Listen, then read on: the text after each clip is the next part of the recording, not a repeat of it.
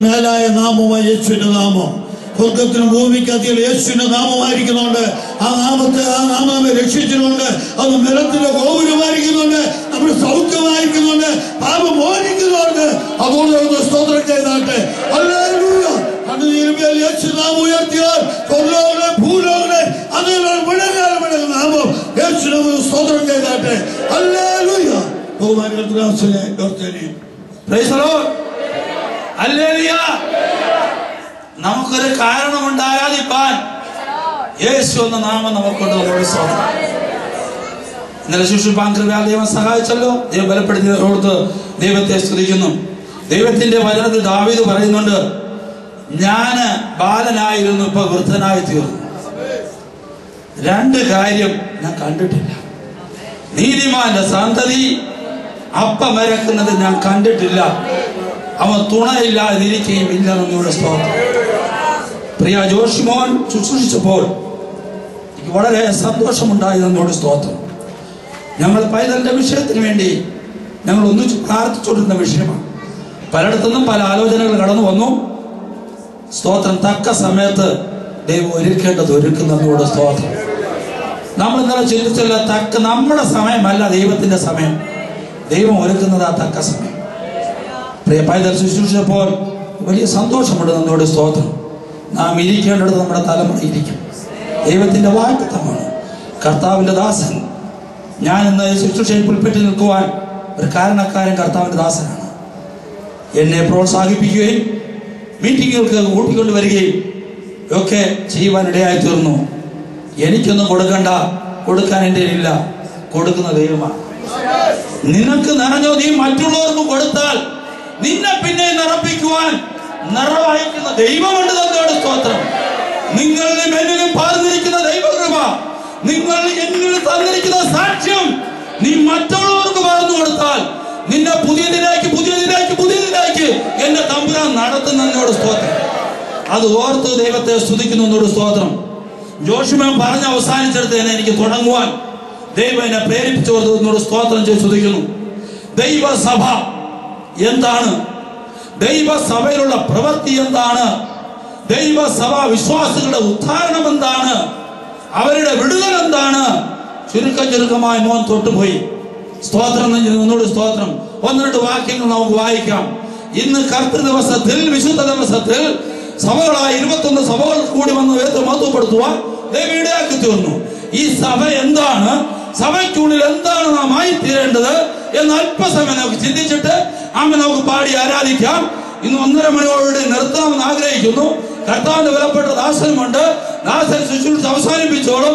ദൈവം തരുന്ന അനുസരിച്ച് ദൈവത്തിനെ മഹത്വപ്പെടുത്തിട്ട് വേണം നമുക്ക് ഇരിക്കുവാൻ. ദൈവം വളരെ പ്രേരിപ്പിക്കുന്നുണ്ട്. നമുക്ക് വായിക്കാം. 130 ദൈവത്തിന്റെ വചനം വായിക്കുമ്പോൾ കൊലോസ്യരെ വായിക്കണ്ട. കൊലോസ്യ ലേഖനം 3-ാം അധ്യായം 10-ാമത്തെ വാക്യത്തിൽ ഒരു പൂർണ്ണ രൂപമായ മനുഷ്യനെ പ്രതിമയെ അവിടെ കാണിക്കുന്നുണ്ട്.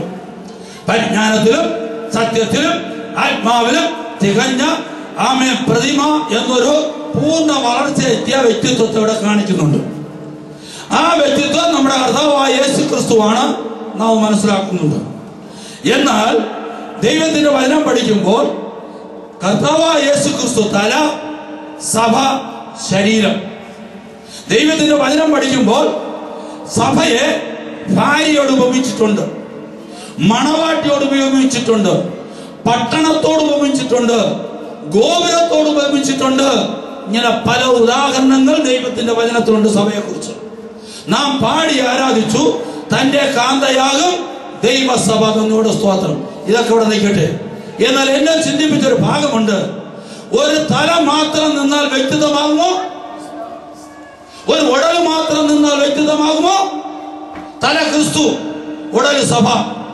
നമ്മുടെ ദൈവത്തിന്റെ വചനത്തിൽ 66 പുസ്തകങ്ങളിൽ പറഞ്ഞിരിക്കുന്നത് നമ്മുടെ നാഥനായ ക്രിസ്തുവിന്റെ പൊരുളാണ് പറഞ്ഞിരിക്കുന്നത്. നമ്മൾ ഉയർത്തുന്നത് നമ്മുടെ ക്രിസ്തുവാണ്. ക്രിസ്തു പൂർണ്ണതയുള്ളതാണ്. ക്രിസ്തു പുരുഷത്വമുള്ളതാണ്. ഉടൽ മാത്രമല്ല, ശരീരം കൂടെ ചേർന്നതാണ് കർത്താവായ യേശു ക്രിസ്തു. അങ്ങനെയാണെങ്കിൽ തലയാകുന്ന ക്രിസ്തുവും ഉടലാകുന്ന സഭയും അതിനോട് ചേർന്നിരിക്കുന്നതോട് സ്തോത്രം. ദൈവത്തിന്റെ സഭ എന്ന് പറയുന്നത് യേശു ക്രിസ്തു ആണെന്ന് ദൈവമക്കൾ മറന്നു പോകരുതെന്നോട് സ്തോത്രം. ഇത് ആമേ സ്തോത്രം തേക്കടിയിലെ ചെല്ലപ്പപ്പാസ്റ്ററെ കൊണ്ട് ദൈവം പ്രവർത്തിപ്പിച്ച സഭ അതായിരിക്കട്ടെ. ദൈവസഭയ്ക്കുള്ളിൽ ദൈവസഭ എന്ന് പറഞ്ഞാൽ കർത്താവായ യേശു ക്രിസ്തുവിന്റെ പൂർണ്ണത കാണിക്കുന്നതാണ് ദൈവസഭ. ദൈവസഭ ദിവസങ്ങളിൽ അതിനെ നാം മനസ്സിലാക്കിയിരിക്കണം. നന്ദിയോട് സ്തോത്രം. ഈ ദൈവസഭയ്ക്കകത്ത് എന്തെല്ലാം ഉണ്ട്, എന്തെല്ലാം ഭാരത്തോടെ ഇരിക്കുന്നു. ശുശ്രൂഷയിടയായി തീർന്നു. 133 സങ്കീർത്തനം എടുത്തൊരു പെട്ടെന്ന് വായിക്കണം. ഇതാ സഹോദരന്മാർ ഒത്തൊരുമിച്ച് വസിക്കുന്നത് എത്ര ശുഭവും എത്ര മനോഹരവുമാകുന്നു. ആമേൻ. അത് വസ്ത്രത്തിന്റെ വിളിമ്പിലേക്ക് നീണ്ടു കിടക്കുന്ന താടിയിലേക്ക്, അഹരോന്റെ താടിയിലേക്ക് തന്നെ ഒഴുകുന്നതായി അവന്റെ തലയിലെ വിശേഷ തൈലം പോലെയും സിയോൻ പർവ്വതത്തിൽ പെയ്യുന്ന ഹർമോന്യ മഞ്ഞു പോലെയുമാകുന്നു. അവിടെയല്ലോ യഹോവ അനുഗ്രഹവും ശാശ്വതമായുള്ള ജീവനും കൽപ്പിച്ചിരിക്കുന്നത്. ഈ വിശുദ്ധ സങ്കീർത്തനം നമുക്കറിയാം. 3 വാക്യങ്ങളെ അതിനകത്തുള്ളൂ. കൊച്ചുനാൾ അമ്മച്ചി ഞങ്ങളോട് പറയടാ, സങ്കീർത്തനം വായിച്ച് പ്രാർത്ഥിച്ചിട്ട് വന്നാൽ ശാപ്പാട് തരാന്ന് പറയും. ഞാൻ ഞങ്ങളുടെ ഏട്ടച്ചാരും അവൻ ഉഴപ്പന, അന്ന് ഉഴപ്പ് പിന്നെ ഉഴപ്പായിരുന്നു. ഞങ്ങൾ രണ്ടുകൊണ്ട് ഏറ്റവും നീളം കുറഞ്ഞ സങ്കീർത്തനം വായിക്കും, ചെന്നിരിക്കും, അമ്മച്ചി ശാപ്പാട് തരും, അടിച്ചിട്ട് കിടന്നുറങ്ങും. അങ്ങനെ വായിച്ചുകൊണ്ട് അന്ന് ഇതെന്താണെന്ന് അറിഞ്ഞില്ല. തൈലം അറിയത്തില്ല, താടി അറിയത്തില്ല, ജീവൻ അറിയത്തില്ല, മഞ്ഞറിയത്തില്ല, ഒന്നും അറിയത്തില്ല. കൃപയാൽ 88 എന്റെ നാഥൻ ഇന്നലെ പറഞ്ഞ പ്രകാരം കൃപാസനത്തോട് അടുത്ത് ചെല്ലുവാൻ ഭാഗ്യം ലഭിച്ചു. പൊരുളവും വെളിപ്പെടുത്തി തന്നോർത്ത് ദൈവത്തെ സ്തുതിക്കുന്നു. ഞാൻ അധികം സമയം എടുക്കുന്നില്ല. അതിൽ 3 വാക്യമാണെങ്കിലും 4 വിഷയം അതിനകത്ത് പറഞ്ഞിട്ടുണ്ട്. 4 വിഷയം അതിനകത്തുണ്ട്. 1 ഒത്തൊരുമ, 2 തൈലം, 3 മഞ്ഞ്, 4 ജീവൻ. ദൈവസഭയ്ക്കകത്ത് ഒത്തൊരുമയുണ്ട്. ദൈവസഭയ്ക്കകത്ത് അവന്റെ പൂർണ്ണതയായിരിക്കുന്ന തൈലത്തിന്റെ ആത്മാവിന്റെ പരിവർത്തനമുണ്ട്. ദൈവസഭയ്ക്കകത്ത് ഹർമോന്യ മഞ്ഞുണ്ട്. ആത്മാവിനെ തണുപ്പിക്കുന്ന, ആത്മാവിനെ കുളിർപ്പിക്കുന്ന, ഉത്തേജനം തരുന്ന പ്രഭാതത്തിലെ മഞ്ഞ്, ഉത്തേജനം തരുന്ന മഞ്ഞുണ്ട്. അത് കഴിഞ്ഞാൽ പുതുജീവനുണ്ട്. നന്ദിയോടെ സ്തോത്രം. ഓരോന്നോരോന്നെടുത്ത് വിശദീകരിക്കാൻ ഇന്നെനിക്ക് സമയമില്ല. നന്ദിയോടെ സ്തോത്രം. അതിന്റെ പെട്ടെന്നുള്ള കാര്യങ്ങൾ മാത്രം പറഞ്ഞു പോകാൻ ആഗ്രഹിക്കുന്നു. 120 സങ്കീർത്തനം തുടങ്ങി 134 സങ്കീർത്തനം വരെ ഉള്ളത് ആരോഹണ ഗീതങ്ങൾ എന്ന് എഴുതിയിട്ടുണ്ടെന്നോട് സ്തോത്രം. ഇതെങ്ങനെ ആരോഹണ ഗീതം ഉത്പാദിപ്പിച്ചത് എന്ന് നമുക്ക് പഠിക്കാം. ആ ഒരു വാക്യം കൂടെ നിങ്ങൾ വായിക്കുക. ആവർത്തന പുസ്തകം 16 അധ്യായം 16ഉം 17ഉം വാക്യം. ആവർത്തന പുസ്തകം 16 അധ്യായം 16ഉം 17ഉം വാക്യങ്ങൾ. നിന്റെ ദൈവമായ യഹോവ തെരഞ്ഞെടുക്കുന്ന സ്ഥലത്ത് നിന്റെ ആണുങ്ങളൊക്കെയും പുളിപ്പില്ലാത്ത അപ്പത്തിന്റെ പെരുന്നാളിലും വാരോത്സവത്തിലും കൂടാര പെരുന്നാളിലും ഇങ്ങനെ സംവത്സരത്തിൽ 3 പ്രാവശ്യം അവന്റെ സന്നിധിയിൽ വരണം. എന്നാൽ യഹോവയുടെ സന്നിധിയിൽ വെറും കൈയായി വരരുത്. നിന്റെ ദൈവമായ യഹോവ നിനക്ക് തന്നിട്ടുള്ള അനുഗ്രഹത്തിന് തക്കവണ്ണം ഓരോരുത്തൻ താന്താന്റെ പ്രാപ്തി പോലെ കൊണ്ടുവരണം. ആമേൻ. നന്ദിയോടെ സ്തോത്രം സ്തുതിക്കുന്നു. ഇന്ന് കർത്താവിദാസൻ പറഞ്ഞ പ്രകാരം കർത്താവിന്റെ മരണ ഉയർത്തെഴുന്നതിന് ശേഷം അവന്റെ രക്തത്താലുള്ള വീണ്ടെടുപ്പ് പ്രാപിച്ചതാണ് ദൈവസഭ ഉടലെടുക്കുവാൻ ഇടയായിത്തീർന്നത്. അപ്പോസ്തലപ്രവൃത്തി 2-ാം അധ്യായത്തിന്റെ ലാസ്റ്റിലെ വാക്യം വായിക്കുമ്പോൾ രക്ഷിക്കപ്പെട്ടവരെ ദൈവം പ്രതി സഭയോട് ചേർത്തുകൊണ്ടിരുന്നു. കൃപയാൽ അന്ന് ചേർത്തത് ഇന്നലെയും ചേർക്കപ്പെടുവാൻ ഇടയായിത്തീർന്നു 12 പേർ. ഇനി 120 പേർക്ക് വേണ്ടി അഡ്വാൻസ് ഒന്ന് കൊടുത്തിരിക്കുക.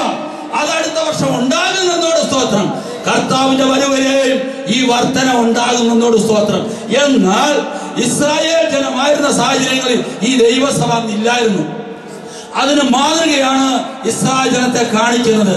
അവര് ചിതറിപ്പാർത്തിരുന്ന 12 പേർക്ക് വിരിച്ചു കൊടുത്ത് പലയിടത്തും പാർത്തിരുന്നവർ ദൈവം ഒരുക്കിയ സ്ഥലത്ത്, ദൈവം കൽപ്പിച്ച ഇടത്ത് ഇവര് വർഷത്തിൽ 3 തവണ പലയിടങ്ങളിൽ നിന്നും വന്ന് ദൈവത്തെ ആരാധിപ്പാൻ അവർ മലമുകളിൽ കയറി ചൊല്ലും. ദൈവസഭ എന്ന് പറയുമ്പോൾ ദൈവം തിരഞ്ഞെടുത്ത സ്ഥലം, ദൈവം കൽപ്പിച്ചിരിക്കുന്ന ഇടം, ദൈവം പറഞ്ഞിരിക്കുന്ന സ്ഥലത്ത് വ്യവസ്ഥ പ്രകാരം ആരാധിക്കുന്നതാണ് ദൈവസഭ. തന്നോട് സ്തോത്രം. അന്ന് ഇസ്രായേൽ ജനം ദൈവം കൽപ്പിക്കുന്നിടത്ത് മാത്രമേ അവർ പോകത്തുള്ളൂ. 12 ഗോത്രമുണ്ട്. രൂബേൻ ഗോത്രം ഒരിടത്ത്, യഹൂദ ഗോത്രം ഒരിടത്ത്, ബെന്യാമീൻ ഗോത്രം, മനശ്ശെ ഗോത്രം എന്ന് പറഞ്ഞ മാറി മാറിപ്പോയി ആരാധിച്ചില്ല. വർഷത്തിൽ 3 തവണ ദൈവം കൽപ്പിച്ചു കൊടുക്കും പുരോഹിതന്മാരെ കൊണ്ട്, ഇന്ന മലയിൽ ഇന്ന സമയത്ത് ഇന്നടത്ത് എല്ലാവരും പോയി ആരാധിക്കുക. ഇതാണ് ദൈവസഭയ്ക്ക് അന്ന് ഇസ്രായേലിനെ മാതൃകയായി കാണിച്ചു തന്നത്.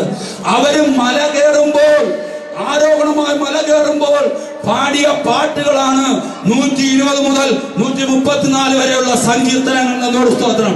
അവര് ഈ ഗീതങ്ങളെല്ലാം പാടി മലയുടെ മണ്ടയ്ക്ക് ദൈവത്തെ മഹത്വപ്പെടുത്തുവാൻ അവിടെ കടന്നു ചെന്നിട്ട് മലയുടെ മണ്ടയിൽ അവർ താഴോട്ട് നോക്കുമ്പോൾ ആമേ സ്തോത്രം, ഹെർമോന്യ പർവ്വതങ്ങളിൽ മഞ്ഞ് പതിഞ്ഞു കിടക്കുന്നത് കാണാം.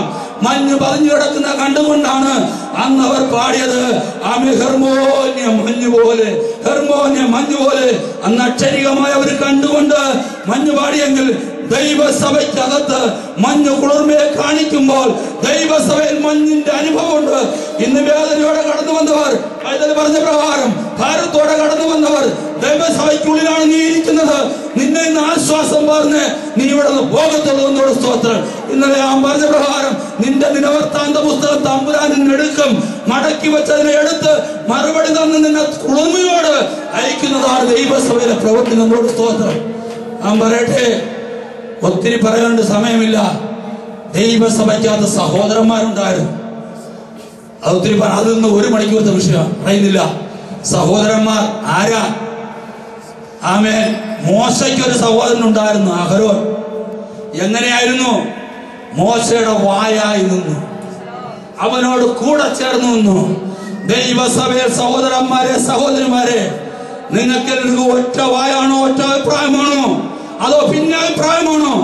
ഇന്ന് കാല ഈ സെൻട്രൽ കൺവെൻഷൻ കഴിഞ്ഞു പോകുമ്പോൾ ഒരു പുതുമ നമ്മൾ പ്രാപിക്കണം. നമ്മൾ ആരും തികഞ്ഞവരില്ല. പ്രസംഗിക്കുന്ന ജോർജ് കുട്ടി തികഞ്ഞവനല്ല, ചെന്നപ്പം ഭാഷ തികഞ്ഞവനല്ല. തികഞ്ഞവനാകുവാൻ ആഗ്രഹിച്ചാൽ ആഗ്രഹിക്കുന്ന ഹൃദയങ്ങളെ ദൈവം തൃപ്തിപ്പെടുത്തുന്നതോട് സ്തോത്രം. ഇന്ന് ആഗ്രഹിച്ചു പോണം. ആമേൻ. വേറെ സഹോദരന്മാരുണ്ടായിരുന്നു. ആർക്കാ? യോസഫിന് ചില സഹോദരന്മാരുണ്ടായിരുന്നു. നമുക്കറിയാം, അവന്റെ വസ്ത്രം അവർ ഊരി മാറ്റി. അവന് കൊടുക്കേണ്ട ഓഹരി അവന് കൊടുത്തില്ല. അവനെ അവര് ഭക്ഷണത്തിന് ഇരുത്തിയില്ല. ഇതെല്ലാം കാരണം അവൻ സ്വപ്നം കണ്ടുപോയി. ഞാൻ പറയട്ടെ, ദൈവസഭയെ വെളിപ്പാട് അരുളപ്പാടുകൾ ചിലരെ ദൈവം ഉയർപ്പിക്കും. കാലാകാലങ്ങൾ ചെയ്തിട്ടുണ്ട്, ഇപ്പോഴും ചെയ്യും. ചെയ്തു കഴിഞ്ഞാൽ നീ സ്വപ്നക്കാരൻ എന്ന് മാർക്കിട്ട് നീ മാറ്റരുത്. മാറ്റിയാലും യോസഫിനെ പോലെ നിന്നോണം. അവൻ ഒരു മറുപടിയും പറഞ്ഞില്ല. ഉയർത്തേണ്ട സ്ഥാനത്ത് അവന്റെ സ്വപ്നം നഷ്ടപ്പെട്ടു പോയില്ല. വരുത്തേണ്ട സ്ഥാനത്ത് ഈ പറഞ്ഞവര് മുട്ടുമടക്കുവാൻ ഇടയാക്കി തീർത്തതോട് സ്തോത്രം. ചിലപ്പോൾ നമ്മളൊക്കെ ഉള്ളത്, നമ്മുടെ വെളിപ്പാട് പറയുമ്പോ എതിർപ്പ് വരുമ്പോ നാം അതിനപ്പുറം പോകും. വേണ്ട വെളിപ്പാട് മാറ്റി വെക്കുന്നു. നിനക്ക് കിട്ടിയ വെളിപ്പാട് കൊണ്ട് നീ ക്ഷമയോട് കണ്ണുനീരോടെ ഇരുന്നാൽ മതി. വെളിപ്പെടുത്തുന്ന ഒരു നാളുണ്ട്. നന്ദിയോട് സ്തോത്രം. സഹോദരന്മാർ അങ്ങനെയായിരുന്നു. നമുക്കറിയാം, നാളുകൾ കഴിഞ്ഞപ്പോൾ ഫറവോനെ കൊണ്ട് ജയിപ്പിച്ചു, അന്യനെ കൊണ്ട് ജയിപ്പിച്ചു. അവന്റെ ഉടുപ്പൂരി മാറ്റിയെങ്കിൽ അവനവന് നല്ലൊരു മേലങ്കി കൊടുപ്പാനിടയായി തീർന്നു. അവനവന്റെ കൂട്ടത്തിനിരുത്തിയില്ലെങ്കിൽ ഫറവോൻ അവനെ അരിത്തിരുത്തുവാനിടയായി തീർന്നു. അവന് ഭക്ഷണത്തിരുത്തിയില്ലെങ്കിൽ അവൻ രണ്ടാമത് കൊടുപ്പാനിടയായി തീർന്നു. ഇതൊക്കെ നമുക്ക് വിവരിപ്പാൻ നമുക്കറിയാം. സഹോദര സ്നേഹം, ദൈവസഭയ്ക്കുള്ളിൽ സഹോദര സ്നേഹം. നന്ദിയോട് സ്തോത്രം. ഒന്ന്, ഒത്തൊരുമ, ഐക്യതയോടുകൂടി ദൈവത്തിന്റെ നാമത്തിന് വേണ്ടി നിൽപ്പാൻ. ഞാൻ പറയട്ടെ, 2, അഭിഷേകം, തൈലം. സ്തോത്രം. ഞാൻ അവിടെ വായിക്കുന്നുണ്ട്, മേളിൽ ഒഴിച്ച അഭിഷേകം താടിയിൽ കൂടി ശരീരത്തിന്റെ കുപ്പായത്തിന്റെ വിളുമ്പ് വരെ. അത് താഴോട്ടൊഴിച്ച് മണ്ണിപ്പോയെന്ന് അവിടെ ആരും പറഞ്ഞിട്ടില്ല. ഒഴിച്ചത് ഒറ്റ ലെവലില്ല, അങ്ങോട്ടും ഇങ്ങോട്ടും പോയെന്ന് വചനത്തിലില്ല. ഞാൻ പറയട്ടെ, ദൈവസഭയിലുള്ള അഭിഷേകം, ദൈവത്തിന്റെ ആത്മാവിനാലുള്ള അഭിഷേകം ദൈവം നിർത്തി വെച്ചിട്ടില്ല. അന്ന് തുടങ്ങിയത് ഇന്ന് നിന്നു പോയിട്ടില്ല. നിന്നു പോയെന്ന് പറയുന്നവരുണ്ട്. എന്റെ യേശുവിന്റെ വരവരെയും നിത്യത്തിലാ നിൽക്കാത്തത് കൊണ്ടാണ് ഇന്നലെ 12 പേർ ഗുണപ്പെടുവാനിടയായി തീർന്നതിനോട് സ്തോത്രം. ഞാൻ പറയട്ടെ, അഭിഷേകം ഇവിടെ അവരോന്റെ ഉച്ചയിന്ന് തുടങ്ങി. ദൈവദാസന്മാർ പറ്റി ശുശ്രൂഷിക്കുമ്പോൾ നിങ്ങളുടെ ശിരസിൽ നിന്ന്, നിങ്ങളുടെ നാവിൽ നിന്ന് അഭിഷേകം താഴോട്ടിറങ്ങി ഈ ഇരിക്കുന്ന വ്യക്തി ജീവിതങ്ങളിൽ കറങ്ങി ലാസ്റ്റ് വരെ ചെന്ന് തീരണം. അതാണ് വെളിമ്പിന്റെ അറ്റം വരെ അഭിഷേകത്തിന്റെ തൈലം ഒഴുകിയത്. ഇടയ്ക്ക് ഷോട്ടൊന്നും തൈലം ഒഴുകി വന്നപ്പോ ഷോട്ടൊന്നും വന്നില്ല. നമ്മുടെ ദൈവസഭകളിൽ ചിലയിടത്ത് ഷോട്ട് വരാറുണ്ട്. ഇവിടെ 3 പേർ ആരാധിക്കും, 2 പേർ ഇങ്ങനെ ഇരിക്കും. അപ്പുറത്ത് 3 പേർ ആരാധിക്കും, രണ്ടുപേരും മാറിയിരിക്കും. നോ, ദൈവസഭയിൽ എവിടെ തുടങ്ങിയോ ലാസ്റ്റ് ചെന്ന് തീരണം. നന്ദിയോട് സ്തോത്രം. ആയതിനാൽ ഈ ദിവസങ്ങൾ ദൈവസഭയിൽ ഇരിക്കുന്ന ദൈവമക്കളെ, നീ ഏകാഗ്രതയോടിരിപ്പാൻ ദൈവത്തിന്റെ വചനം അനുസരിച്ചുകൊണ്ട് അവന്റെ കൃപയ്ക്കൊത്തോളം താണിരുന്നാൽ ഈ അഭിഷേകം നിന്നിലും വ്യാപരിക്കുവാനിടയായി തീരുന്നതോട് സ്തോത്രം. ദൈവസഭയിൽ അഭിഷേകത്തിന്റെ പരിവർത്തനമുണ്ട്. നന്ദിയോട് സ്തോത്രം. ആമേൻ. 3, ദൈവസഭയിൽ മഞ്ഞുണ്ട്. നന്ദിയോട് സ്തോത്രം സ്തുതിക്കുന്നു. ദൈവസഭ ഞാൻ പറയട്ടെ, ചിലപ്പോൾ ഒരു വ്യക്തിയായിരിക്കും ഒരു പ്രാർത്ഥന പ്രാർത്ഥിക്കുന്നത്, അതിലായിരിക്കും കടന്നു വരുന്ന വ്യക്തിക്ക് ആശ്വാസം. നന്ദിയോട് സ്തോത്രം. നിങ്ങൾക്കറിയാം, ഞാൻ ഇന്നലെ ശുശ്രൂഷിക്കാൻ വന്ന ഭാഗം ഇതല്ല. ഇവിടെ പാട്ടുപാടി എന്തുകൊണ്ട് ഞാൻ കാരണമുണ്ടെന്നുള്ള പാട്ട് ഞാൻ ഇവിടെ വന്നപ്പോൾ കേട്ടു. എന്റെ അപ്പച്ചൻ എന്നെ ഇരുത്തിയില്ല, ആ കാരണത്തെ തൊട്ട് ഒരു പരിചയം തീർന്നു. നീ കരുതിക്കൊണ്ടൊന്നും പോകണ്ട, നീ എഴുതി വരച്ചോണ്ടും പോകണ്ട, നീ നോട്ടടിച്ചോണ്ടും പോകണ്ട. ദൈവസന്നിധി പ്രാർത്ഥനയുടെ കളഞ്ഞെന്നാൽ പൈതൽ പറഞ്ഞല്ലോ, എനിക്ക് ചിലതൊക്കെ വെളിപ്പെടുത്തുന്ന ദൈവമാണ്. നീ പ്രാർത്ഥന ചിലപ്പോ കൊച്ചു കുഞ്ഞിനെ കൊണ്ടായിരിക്കും പറയിക്കുന്നത്. അത് നിനക്ക് മഞ്ഞായിത്തീരും, നിനക്ക് തണുപ്പായി തീരുന്നതിനോട് സ്തോത്രം. ഒരു പാട്ടായിരിക്കും, ഒരു പ്രസംഗത്തിന് പ്രബോധനമായിരിക്കും. അത് ദൈവമേ, ഇന്ന് നീ എന്നോട് സംസാരിക്കണം, എന്റെ വിഷമത്തിന്മേൽ നിന്റെ മഞ്ഞ് പതിക്കുമാറാണ്. സദൃശവാക്യം 19-12 വാക്യം വായിക്കണ്ട. അവിടെ ഒരു വാക്യമുണ്ട്, രാജാവിന്റെ സ്തോത്രം. അതൊന്നും വായിച്ചേ. സദൃശവാക്യം 19-12. രാജാവിന്റെ പ്രസാദമോ പുൽത്തകളിൽ വീഴുന്ന മഞ്ഞ് പോലെ എന്ന് അവിടെ എഴുതിയിട്ടുണ്ട്. അതിന്റെ മേലെ രാജാവിന്റെ ക്രോധം എന്താണെന്ന് എഴുതിയിട്ടുണ്ട്. രാജാവിന്റെ ക്രോധം സിംഹർജനത്തിന് തുല്യം, അവന്റെ പ്രസാദമോ പുലിന്മേലുള്ള മഞ്ഞ് പോലെ. ദൈവസഭയിൽ വന്ന രാജാവാകുന്ന നമ്മുടെ നാഥന്റെ ക്രോധം പറ്റിക്കൊണ്ട് പോകരുത്, മറുതലിച്ചുകൊണ്ട് പോകരുത്, നീ മാർക്കിട്ടുകൊണ്ട് പോകരുത്. ഒച്ചപ്പാട് വന്ന പ്രശ്നങ്ങൾ വന്നാൽ നീ സഭയിൽ സംസാരിക്കാൻ പാടില്ല. ദൈവസഭ തുടർന്ന് പറയാം. അവിടെ പറയുന്നു, രാജാവിന്റെ സ്തോത്രം പ്രസാദം പുൽത്തകളിൽ വീഴുന്ന മഞ്ഞ് പോലെ. നമ്മുടെ നാഥന്റെ പ്രസാദം അനുഭവിച്ച് ആ മഞ്ഞിന്റെ കുളിമ അനുഭവിച്ചു പോകാൻ ദൈവം സഹായിക്കട്ടെ. അത് കഴിഞ്ഞ് 4-ാമത്തെ ഭാഗം വരുമ്പോൾ അവിടെയാണ് ജീവൻ ദൈവം പകരുന്നത്. നമ്മോട് സ്തോത്രം. 1, സഹോദരന്മാർ തമ്മിലുള്ള ഒത്തൊരുമ. 2, ദൈവത്തിന്റെ ആത്മാവിന്റെ പരിവർത്തനം. 3, ആശ്വാസപ്രദമാകുന്ന ദൂത്, മഞ്ഞ്. ഇതെല്ലാം കഴിയുമ്പോൾ ഈ ജഡത്തിലെ ആത്മാവുമായിട്ടല്ല നമ്മൾ പോകുന്നത്. തുള്ളിച്ചാടുവാൻ തൊഴുത്തിൽ നിന്ന് അഴിച്ചുവിട്ട കാളക്കുട്ടി എങ്ങനെയായിരിക്കുമോ അതുപോലെ ആരാധന കഴിഞ്ഞ് പോകുമ്പോൾ നിന്റെ മ്ലാനതയെല്ലാം മാറിപ്പോണം. എന്നോട് സ്തോത്രം. അതിൽ പറഞ്ഞല്ലോ, അവൾ സ്തോത്രം ഹന്ന കരഞ്ഞു. അവൾ ആരാധന കഴിഞ്ഞു പോയപ്പോൾ പിന്നെ അവൾ കരയേണ്ടി വന്നില്ല. അവൾ പ്രസന്നമതിയായി തീർന്നു. നീ ഓരോ ആരാധനയ്ക്ക് കടന്നു വരുമ്പോൾ നീ ഒത്തിരി ചുമടും കൊണ്ട് വന്നേക്കാം. ജഡത്തിൽ നാം ജീവിക്കുമ്പോൾ ഭാരമുണ്ട്, പ്രയാസമുണ്ട്. ഞാൻ അതിന് പഴി പറയുന്നില്ല. എന്നാൽ നീ ആരാധന കഴിഞ്ഞ് മടങ്ങുമ്പോൾ നീ അത് ഇറക്കി വെച്ചേ പോകാവുന്നതോട് സ്തോത്രം. അത് നീ പ്രാർത്ഥിച്ചുകൊണ്ട് വന്നാൽ എന്റെ തമ്പുരാൻ വെയിറ്റോടുകൂടി നിന്നെ അയക്കത്തില്ല. അനേക സാക്ഷ്യങ്ങളൊന്നും മുഴുക്ക പറഞ്ഞാൽ തീരത്തില്ല, പറയാൻ സമയമില്ല. ചിലതൊക്കെ ഞാൻ ആ ബുക്കിൽ കുറിച്ച് വെച്ചിട്ടുണ്ട്, നിങ്ങൾ വായിക്കുക. തന്നോട് സ്തോത്രം. ദൈവം നമ്മളെ ബലപ്പെടുത്തുന്ന ദൈവമാണ്. ഹല്ലേലൂയ, സ്തോത്രം. ഇനി ദൈവസഭ എന്താണ്? പിതാവ്, പുത്ര, പരിശുദ്ധാത്മാവ് ഇറങ്ങി വസിക്കുന്നതാണ് ദൈവസഭ. പിതാവിന്റെ, പുത്രന്റെ, പരിശുദ്ധാത്മാവിന്റെ അതിന്റെ ദൈവസഭയ്ക്കുള്ള ഉൾക്കാഴ്ച, ഉള്ളിലുള്ള സംഭരണി എന്താണെന്ന് വെച്ചാൽ പിതാവ്, പുത്ര, പരിശുദ്ധാത്മാവാണ്. ഈ പിതാവ്, പുത്ര, പരിശുദ്ധാത്മാവിനെ ചുറ്റും ഒരു സംഭരണിയായി, ഒരു പാത്രത്തിനുള്ളിലായി, ഒരു ടാങ്കായി നാം കാണുമ്പോൾ, നാം ഓരോരുത്തരുടെ ഉള്ളിലും നാം ടാങ്കായി, സഭയുടെ ഓരോ കല്ലുകളായി നാം നിൽക്കുമ്പോൾ നമുക്കുള്ളിലാണ് ഈ ദൈവസഭയ്ക്കുള്ളിൽ ആമേൻ ഈ പരിശുദ്ധാത്മാവ്, ഈ നാഥനായ ക്രിസ്തു പിതാവായ ദൈവം ഇറങ്ങി വസിക്കുന്നത്. ദൈവസഭയിൽ വരുമ്പോൾ, ദൈവത്തെ ആരാധിക്കുമ്പോൾ, ഒരു വാക്കുച്ചരിക്കുമ്പോൾ, പ്രബോധിപ്പിക്കുമ്പോൾ, പരസ്പരം കാര്യങ്ങൾ പറയുമ്പോൾ ഭയത്തോടെ ആയിരിക്കണം, ഭയത്തോടെ ആയിരിക്കണം. പിതാവിന്റെയും പുത്രന്റെയും പരിശുദ്ധാത്മാവിന്റെ 3 സംയോജനങ്ങൾ ഉള്ള സംഭരണിയാണ് ദൈവസഭ. നാം ഓർക്കണം. നന്ദിയുടെ സ്തോത്രം. നമ്മൾ അരുതാത്ത വന്നാൽ കണക്ക് പറയേണ്ടി വരും. കണക്ക് ചോദിക്കുന്ന ആളിന്റെ കരങ്ങൾ വിലപ്പെട്ടിരിക്കുമോ? ദൈവം അവിടെ പറയുന്നുണ്ട്. ദിവസങ്ങളിൽ ദൈവത്താലുള്ള അനുഗ്രഹം പ്രാപിക്കണമെങ്കിൽ, ദൈവത്താലുള്ള വിടുതൽ പ്രാപിക്കണമെങ്കിൽ, ഞാൻ ഒന്നൊന്നായി വിവരിക്കുന്നില്ല, അത് നമുക്ക് അനുഗ്രഹമായി തീരട്ടെ. നന്ദിയോട് സ്തോത്രം. ദൈവ അവസരം ആമേൻ ലോകത്തെ ദൈവം തരുന്ന നാളുകൾ വരെയും ദൈവനാമത്തിന് വേണ്ടി പ്രവർത്തിപ്പാൻ ദൈവം നമ്മളെ സഹായിക്കുന്നതിനോട് സ്തോത്രം. ദൈവസഭയെ കുറിച്ചുള്ള ആഴമേറിയ പാണ്ഡിത്യം, ആഴമേറിയ അറിവ് നാം സംഭരിച്ചിരിക്കണം. നമ്മുടെ വാക്കുകൾ, നമ്മുടെ പ്രവൃത്തികൾ, നമ്മുടെ നടപ്പുകൾ, നമ്മുടെ വസ്ത്രധാരണം, നമ്മുടെ സംസാരം, നമ്മുടെ എഴുന്നേൽപ്പ്, നമ്മൾ പ്രാർത്ഥിക്കുന്നത്, നമ്മൾ പാടുന്നത് എല്ലാം ദൈവം തമ്പുരാൻ പിതാപുത്ര പരിശുദ്ധാത്മാ കണ്ടുകൊണ്ടിരിക്കണം എന്നുള്ള ബോധ്യം നമുക്ക് വേണമെന്നോട് സ്തോത്രം. അപ്രകാരം ദിവസം ദൈവം നടത്തട്ടെ എന്നോട് സ്തോത്രം. ദൈവത്തിന്റെ വചനത്തിൽ പറയുന്നുണ്ട്, ഭാരങ്ങൾ മാറിപ്പോയി, പ്രയാസങ്ങൾ പ്രതികൂലങ്ങൾ കടന്നു വന്നാലും മാറാത്ത ഒരുത്തൻ നമ്മോട് കൂടെ ഉണ്ട്. കഴിഞ്ഞ നാളുകളിൽ അനേക സന്ദർഭങ്ങൾ പ്രയാസത്തിന്റെയും പ്രതികൂലത്തിന്റെയും കടന്നു വന്ന സാഹചര്യങ്ങളിൽ വലിയവനായ ദൈവം നമ്മളെ നിർത്തുവാൻ, ദൈവം വഴി നടത്തുവാൻ ഇടയായി തീർന്നു. സഹോദരങ്ങൾ മാറിപ്പോകും, അവൻ കൂട്ടുകാർ മാറിപ്പോകുന്ന സാഹചര്യങ്ങളിൽ ദൈവം നിർത്തി പരിപാലിച്ചെങ്കിൽ അന്ത്യത്തോളം നിർത്തുവാൻ അവൻ നമുക്ക് സത്യം തന്നെയാണ് എന്നൊരു സ്തോത്രം. ആമേൻ. നമുക്ക് വിളിച്ച് അല്പസമയം ദൈവത്തെ പാടി ആരാധിച്ചിട്ട് നമുക്ക് സന്നിധാനത്തായിരിക്കാൻ ദൈവം നമ്മളെ സഹായിക്കട്ടെ എന്നൊരു സ്തോത്രം.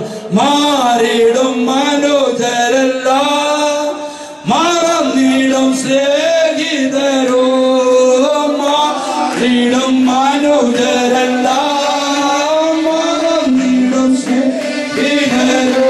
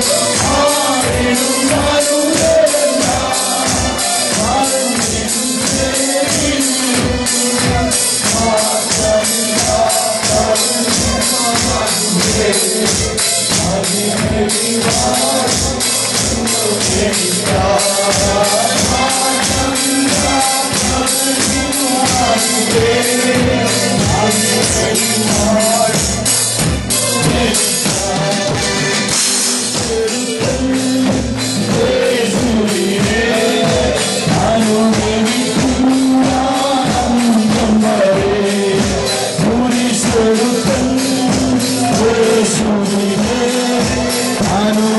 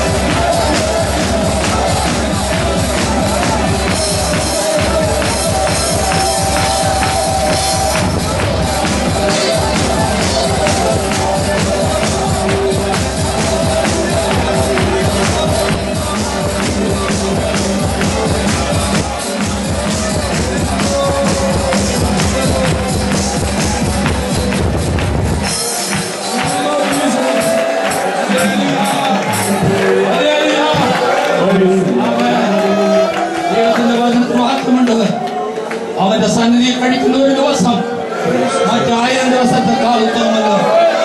ദൈവത്തെ അറിയാനുള്ള എത്ര ദിവസങ്ങൾ കടന്നുപോയി. ഈ ഒരു ദിവസം 1000 ദിവസത്തിന് പ്ലസ് കൂട്ടുന്നതാണ്. 8-ാം ദിവസം പറഞ്ഞ സ്വർഗത്തിൽ പ്ലസ് ഇട്ടിട്ടുണ്ട് 1000. 1 ഗുണം 1000 ദിവസം നമുക്ക് ഭാഗ്യമായി ലഭിച്ചു. നമുക്ക് പ്രാർത്ഥനയോടെ ആയിരിക്കാം. വരുന്ന ദിവസങ്ങളിൽ ഈ കുരിശെടുത്തുകൊണ്ട് അന്ത്യം വരെ മരണം വരെയും ഇല്ല എന്റെ നാഥൻ വരുന്നത് വരെയും പ്രത്യാശയോടിരിപ്പാൻ ദൈവം നമ്മളെ സഹായിക്കട്ടെ. പുതിയ വർഷത്തിലേക്കുള്ള പുതിയ സന്ദേശം കർത്താവിന് ദാസൻ തരും. അതിനാൽ ഞാൻ മൈക്ക് കൈമാറുന്നു. സ്വാഗതം.